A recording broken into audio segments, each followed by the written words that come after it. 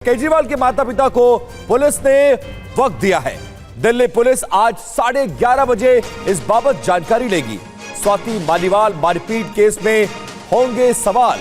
आम आदमी पार्टी ने इसको लेकर ऐतराज जताया है। स्वाति मालीवाल ने दिल्ली पुलिस को दिए अपने बयान में कहा है कि उन्होंने मुख्यमंत्री आवास में सीएम की पत्नी सुनीता केजरीवाल और माता पिता से मुलाकात की थी, फिर ड्राइंग रूम में वापस आई। खबर है कि इस आधार पर पुलिस उनके भी बयान लेना चाहती है। परिवार के लोगों से महिला जांच अधिकारी ने वक्त भी मांगा है। इस कानूनी प्रक्रिया पर आम आदमी पार्टी ने सवाल खड़े किए हैं। अरविंद केजरीवाल के बूढ़े और बीमार माँ बाप को नोटिस भेजकर बुलाया है।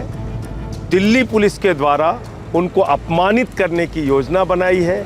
उनके बूढ़े माँ बाप को तंग करने की, परेशान करने की एक ऐसी कोशिश की है जिसकी जितनी निंदा की जाए कम है। इधर देर शाम दिल्ली में आम आदमी पार्टी के दफ्तर में उस वक्त हंगामा मच गया जब एक शख्स अंदर घुस आया। पुलिस बुलाई गई। दफ्तर में मौजूद लोगों का दावा है कि पिछले दिनों पटेल नगर मेट्रो स्टेशन पर सीएम केजरीवाल को धमकी देने वाला अंकित गोयल दफ्तर में दाखिल हुआ। इसके बाद पार्टी ने पुलिस बुलाई। पुलिस जांच में जुटी है। आपको बता दें कि कल दोपहर ही अंकित गोयल को 30 हजारी कोर्ट से जमानत मिली थी। पीएम मोदी ने कांग्रेस नेता राहुल गांधी के उस बयान पर तंज कसा जिसमें उन्होंने कहा है कि सिस्टम ने हमेशा से पिछड़ों का इस्तेमाल किया है, चाहे वो पूर्व पीएम इंदिरा गांधी, राजीव गांधी या फिर मनमोहन सिंह की सरकार रही। प्राइम मिनिस्टर हाउस में जब दादी प्राइम मिनिस्टर थी तब था, पापा थे, मनमोहन सिंह जी थे, तब भी मैं जाता था, तो मुझे सिस्टम अंदर से मालूम है।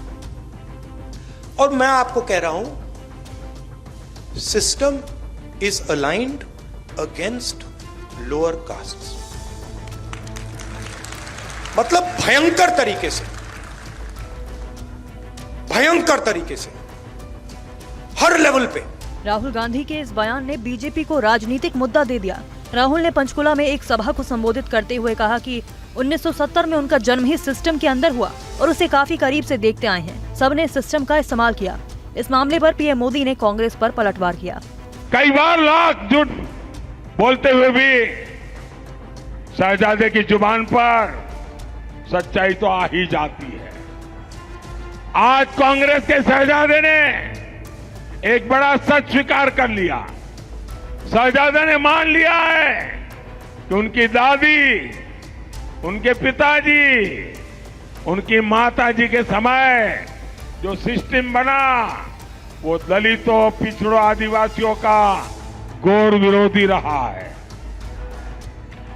कांग्रेस के इसी सिस्टम ने एससी, एसटी, ओबीसी की कितनी ही पीढ़ियों को तबाह किया। आज शहजादे ने खुद ये बात मान ली है।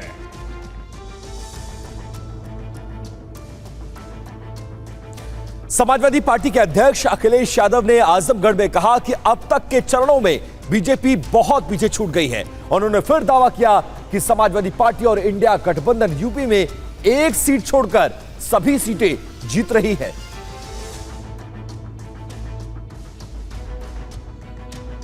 चुनाव प्रचार के लिए यूपी के आजमगढ़ पहुंचे समाजवादी पार्टी के राष्ट्रीय अध्यक्ष अखिलेश यादव ने कहा कि यूपी में पीडीए बीजेपी को कड़ी टक्कर दे रहा है।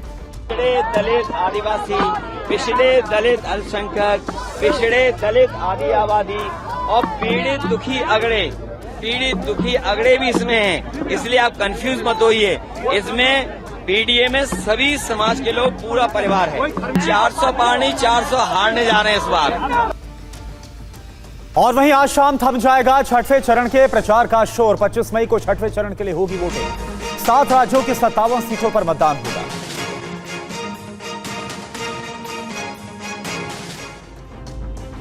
छठे चरण में प्रचार के आखिरी दिन सभी सियासी दलों ने पूरी ताकत झोंक दी है। सभी सियासी दलों के स्टार कैंपेनर चुनाव अभियान में पूरा जोर लगा रहे हैं। चुनाव आयोग भी छठे चरण की वोटिंग के लिए पूरी तरह तैयार है। छठे चरण में जिन लोकसभा सीटों पर मतदान होना है उनमें उत्तर प्रदेश की 14, बिहार की 8, हरियाणा की 10, दिल्ली की 7, जम्मू कश्मीर की 1, झारखंड की 4, ओडिशा की 6 और पश्चिम बंगाल की 8 सीटें शामिल हैं। छठे चरण में 3 केंद्रीय मंत्रियों और 3 पूर्व मुख्यमंत्रियों समेत कई फिल्मी सितारों की किस्मत ईवीएम में बंद होगी।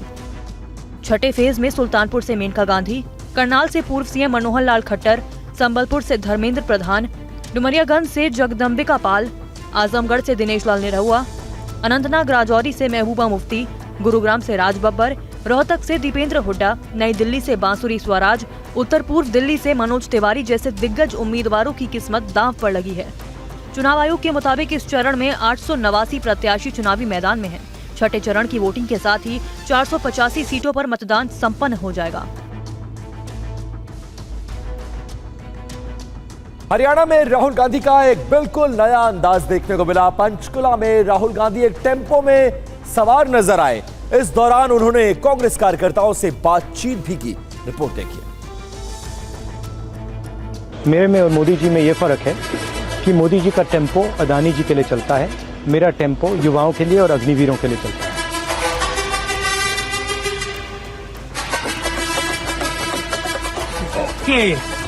हेलो, कैसे हैं?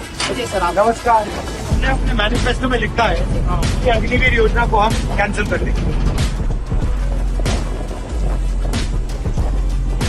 मोदी जी का टेम्पो जो है अदानी वाला है, हमारा टेम्पो अग्निवीर वाला है।